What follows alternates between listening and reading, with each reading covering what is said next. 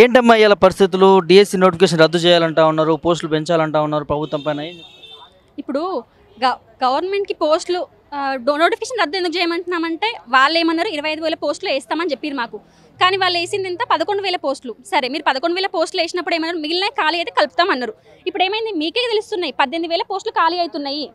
ప్రతి ఒక్క డిస్టిక్కి చూసి చాలా తక్కువ పోస్టులు ఉన్నాయి. ఒక్కొక్క పోస్ట్కి ఎంతోమంది కాంపిటీషన్ ఉంది.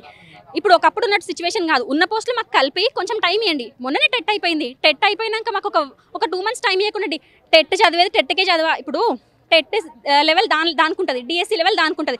ఒకటేసారి చదవండి, టెట్ రాయండి, డిఎస్సి రాయండి అంటే ఎవరికి జాబ్లు వస్తాయి? టెట్ పెట్టిరు. నార్మలైజేషన్ ఏమైంది? రిజల్ట్స్ అట్లా ఇచ్చేదా? రిజల్ట్ ఇచ్చిన ఈవినింగ్ రోజు ఎవరైనా కీ పెడతారా? ఏం చేసుకోవాలా? ఎవరికి చెప్పుకోవాలా మా పరిస్థితి?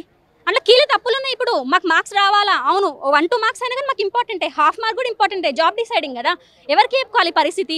ఎడ్యుకేషన్ మినిస్టర్ సీఎం దగ్గర పెట్టుకుండు. సీఎం అపాయింట్మెంట్ ఇస్తాడా? మినిస్టర్ కలిసినంత అన్ని ఛాన్సెస్ ఇప్పుడు సీఎంతో కలవడానికి ఏమైనా ఛాన్స్ ఉందా? అది కూడా లేదు.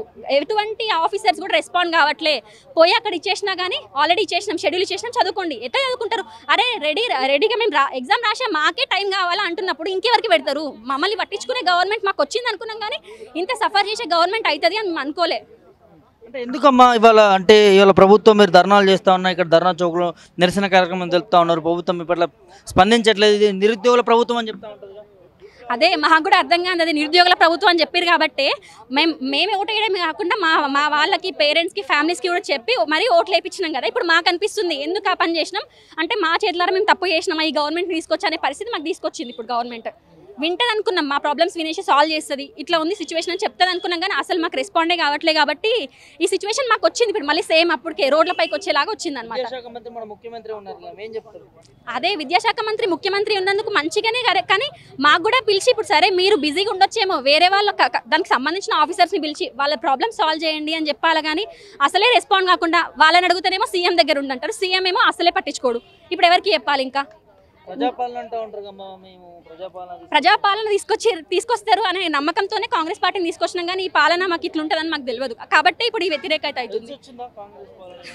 తెలుస్తుంది కదా ఇప్పుడు మాకు ఒక నిరుద్యోగులుగా అయితే మాకు తెలుస్తుంది, మిగిలిన వాళ్ళ గురించి మాకు తెలియదు కానీ ఒక నిరుద్యోగుల వాళ్ళ అయితే మాకు తెలుస్తుంది. ఇప్పుడు వాళ్ళు అన్నట్టే మీకు ఏ ప్రాబ్లం ఉన్నా మేము వెంటనే అందుబాటులో ఉంటాం, సాల్వ్ చేస్తామని చెప్పారు. కానీ ఇప్పుడు ఇంతవరకు మేము ఇన్ని డేస్ నుంచి అడుగుతున్నాం, పోస్టులు ఖాళీ అయినాయి, పెంచమంటే పెట్టట్లే. ఇప్పుడు ఆఫ్లైన్ ఎగ్జామ్ పెట్టమంటున్నాం, అది కాదు టైం ఇవ్వమంటున్నాం, టైం కూడా ఇవ్వట్లే. ఇక్కడనే అర్థమవుతుంది కదా. ఇప్పటికన్నా మా అర్థం చేసుకోండి, కొంచెం పిలవండి. మేమే పెద్ద టెర్రరిస్టులం కాదు, మావోయిస్టులం కాదు. పిలిచి ఎవరైతే మీకు అంతో ఇంతో ఓట్లు వేస్తేనే వచ్చారు కదా, అది మీకైతే హార్ట్ఫుల్గా తెలుసు కదా. అందుకే మీరు పిలిచేసి ఏం ప్రాబ్లం ఉందో అడగండి, దానికి సంబంధించిన కొంచెమన్నా సాల్వ్ చేయండి కదా. మీ చేతిలోనే ఉంది. ఇప్పుడు ఏదో ఇండియా లెవెల్లోనో నేషనల్ లెవెల్లో ప్రాబ్లం కాదు, ఇది స్టేట్ లెవెల్ ప్రాబ్లం. స్టేట్ గవర్నమెంటే దానికి బాధ్యత.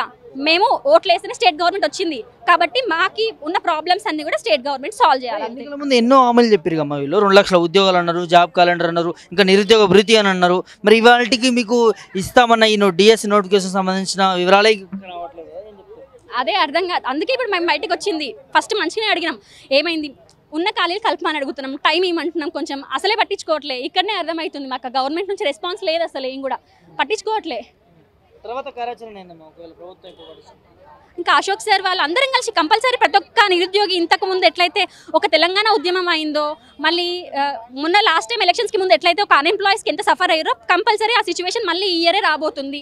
ఈ ఇయరే మీరు చూస్తారు, అదే ఇయర్ ఎండింగో లేకపోతే గవర్నమెంట్ ఫెయిల్యూర్ వల్ల కాదు, ఈ ఇయర్ అది రాబోతుంది అంతే. ఇంకా ఆడబిడ్డలకు నేను ఎలాంటి అన్యాయం చేయను అన్నా అంటే నేను ఉన్నా అని చెప్పి అన్నటువంటి ఇదే ముఖ్యమంత్రి గారు ఏం చెప్తారమ్మా?